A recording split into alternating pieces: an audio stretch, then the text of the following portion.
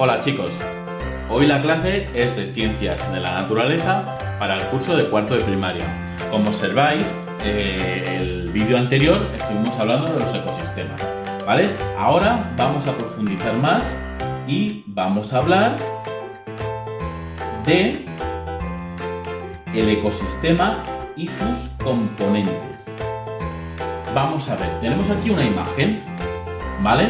Dice, observa la imagen de un ecosistema. Un ecosistema es un conjunto de formas de vida o de hábitat donde viven los animales, o las plantas y las personas. Observamos este ecosistema. Nos dice, ¿cómo podríamos clasificar los componentes de un ecosistema? Si observas la imagen, notarás que siempre habrá dos componentes fundamentales. Los bióticos, que ahora explicaré qué es, que son todos los seres vivos de un ecosistema, y los abióticos, que son todos los componentes inertes de un ecosistema. ¿Qué quiere decir? Para que lo entendáis, los bióticos son aquellos que tienen vida. Y los abióticos, pues que no tienen vida. Por ejemplo, las piedras. ¿Vale? La tierra. Eso no tiene vida. Factores bióticos. Dice, los factores bióticos de un ecosistema son todos los seres vivos que habitan en él. ¿Vale? Entre estos factores se pueden encontrar diferentes tipos de plantas, animales, hongos, bacterias, peces. ¿Vale? Factores bióticos, los que tienen vida. Y factores abióticos son todos los componentes inertes de un ecosistema. El agua, el aire, las piedras, la luz, la temperatura, ¿vale? Todos los que no están coloreados son factores abióticos. Son los que no tienen vida, ¿vale? Los que están coloreados. El agua, las nubes, las piedras, ¿vale? En cambio, los bióticos que están aquí son los que están coloreados. El cervatillo, los patos, los pájaros, los peces, las plantas, las ranas, la vegetación, ¿vale? Entonces es muy sencillo.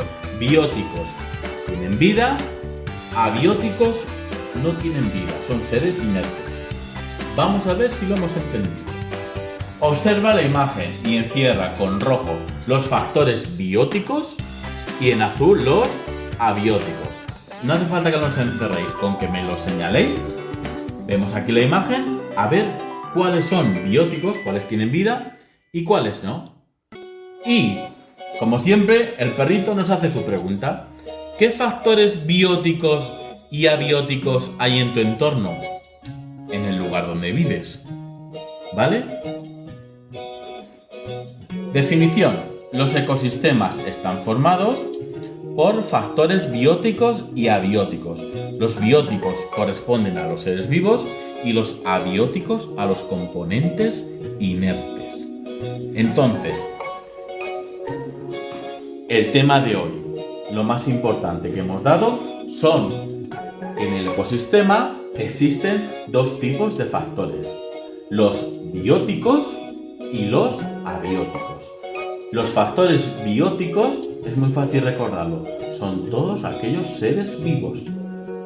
Y los factores abióticos son aquellos que no son seres vivos, son seres inertes.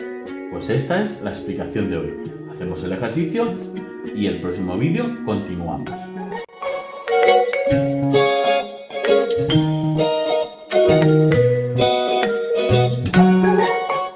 Ahora vamos a dar la asignatura de matemáticas para cuarto de primaria. En la vídeo anterior estuvimos hablando de los números hasta el 100.000, ¿vale? Estuvimos haciendo una serie de ejercicios. Ahora vamos a irnos a la lectura del 0 al 100.000. Ahora vamos a ver cómo se escriben. Vemos aquí. La profesora de Joaquín ha escrito lo siguiente en la pizarra. grupo A, grupo B, ¿vale? El número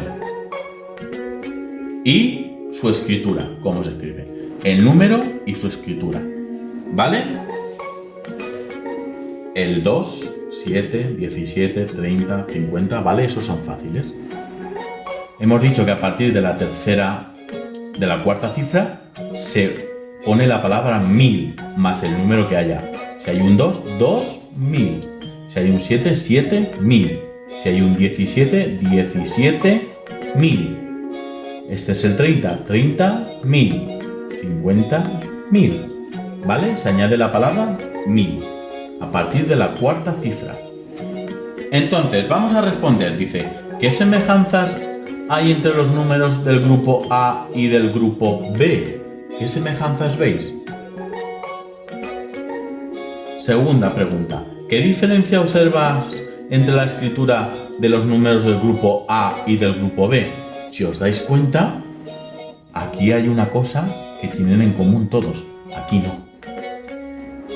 No puedo decir más. ¿Qué semejanzas hay entre la escritura con palabras de los números del grupo A y del grupo B? ¿Qué semejanzas? Fijaros. ¿Nos puede ayudar más? Estoy ayudando mucho. Seguimos. Vamos a ver. ¿Es verdadera la siguiente afirmación?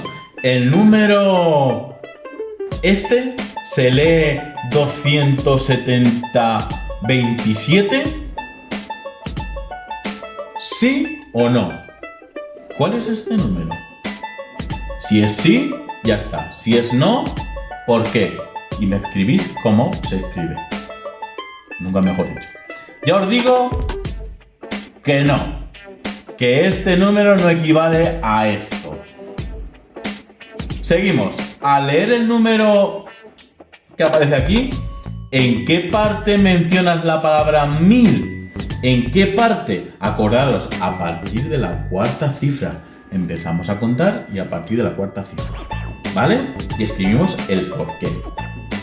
Y ahora, lo último que vamos a hacer, aprende. Dice, para leer números de 5 cifras, se comienza, porque hemos empezado a leer de 4 cifras.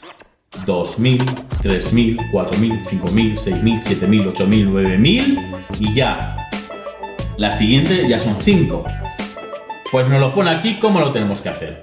Dice, para leer números de 5 cifras se comienza por el valor del dígito que ocupa la posición de las decenas de mil. Decenas de mil. Se sigue con las unidades de mil, las centenas, las decenas y finalmente las unidades. ¿Vale? Los dígitos ubicados en los miles se leen de igual forma que un número de 3 cifras y se agrega la palabra 1000. El punto en la escritura numérica separa las unidades decenas y centenas de la familia de los miles. Unidades de mil, decenas de mil y centenas de mil. Esto a lo mejor es un poco lioso, pero viendo el ejemplo lo vamos a ver. El 8 son unidades. El 5, decenas. El 2, centenas. El puntito, ya vamos a empezar con las unidades de mil. 8 unidades de mil. Y 5 decenas de mil. Entonces, si se lee de izquierda a derecha, empezamos por las decenas. Decenas. ¿Cuántas hay aquí? 58. Y ahora el puntito equivale a los miles. 58.000. Y luego el resto del número se lee como normalmente lo leemos. ¿Qué número es este? Si tapamos el 58.000, ¿qué es? 258.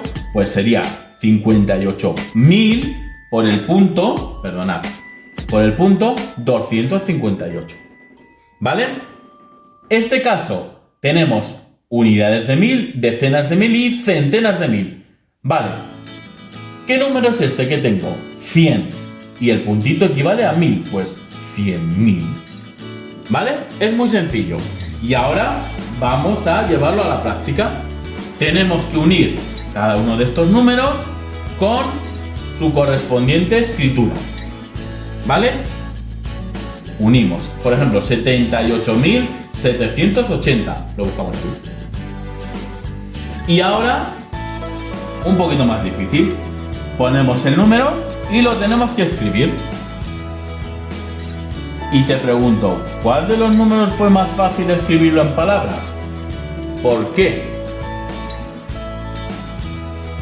Lo escribimos y de los tres, el que nos haya parecido más fácil, pues explicamos por qué nos ha parecido más fácil, ¿vale? Y el próximo día empezaremos con el conteo hasta el 100.000, ¿vale? Entonces, hacemos esos ejercicios, sobre todo la escritura, vemos la definición si no nos aclaramos y el próximo día seguimos.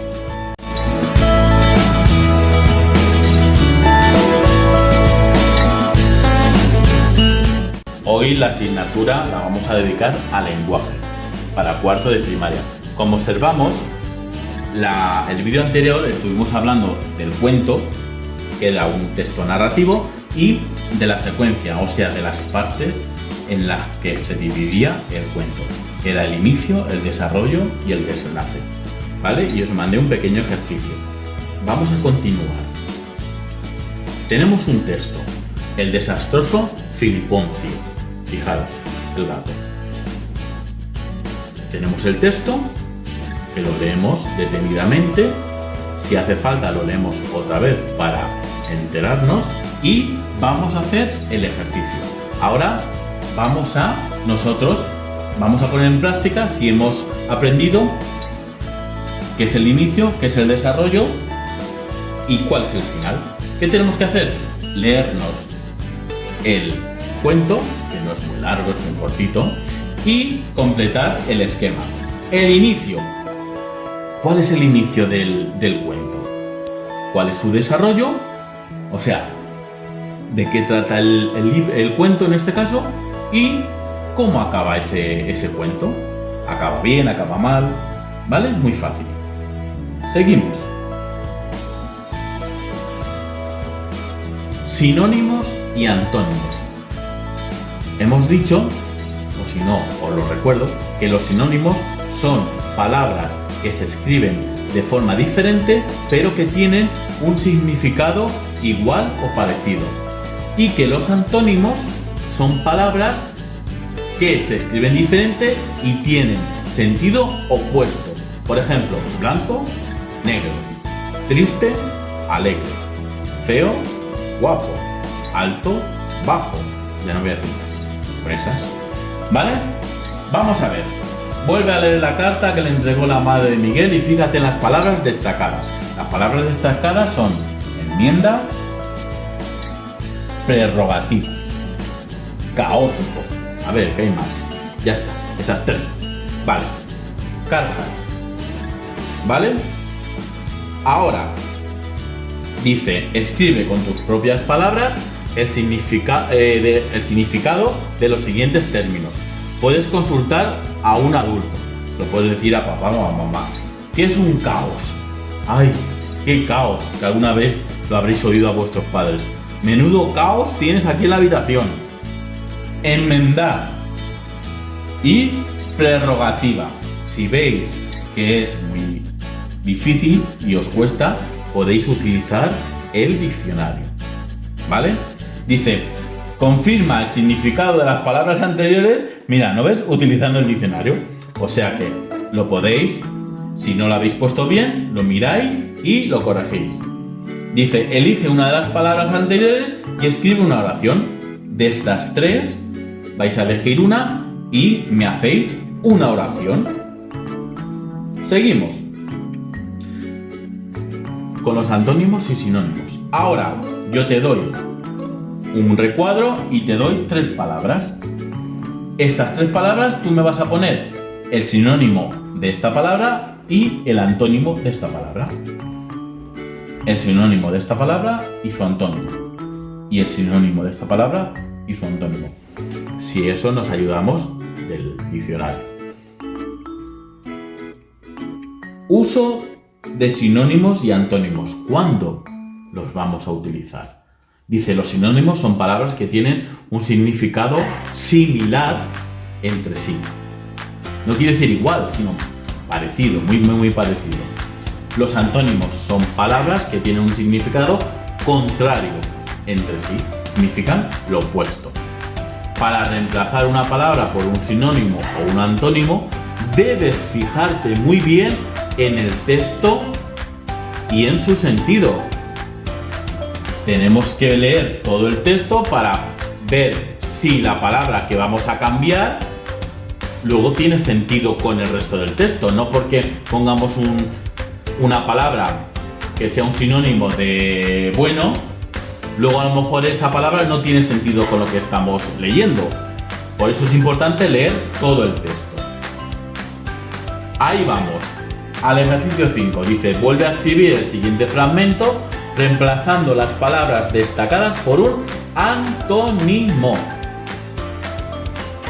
Orden, limpieza y consabidos. ¿Vale? Buscamos el antónimo y exponemos la misma frase con ese antónimo. ¿Que tiene sentido? Está bien puesto el antónimo. ¿Que no? Pues habrá que buscar otro antónimo que dé sentido a la frase. Por ejemplo, en el siguiente ejercicio, si lo hemos hecho bien, ¿cambia el sentido del texto? Sí, no. Si no lo cambia, ¿por qué? Si lo cambia, ¿por qué? En este caso va a ser un sí, porque al ser un antónimo va a ser lo contrario.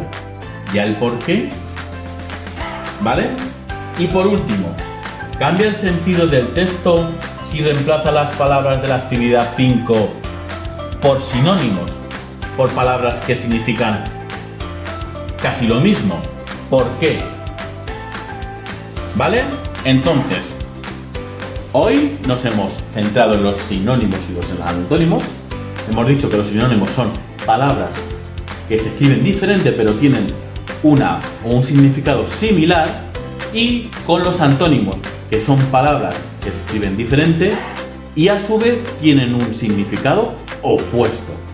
Y os he mandado unos ejercicios para ver si lo comprendemos. El próximo día seguiremos con el tema de características de los personajes. ¿Vale? Espero que os haya servido. Nos vemos en el próximo vídeo.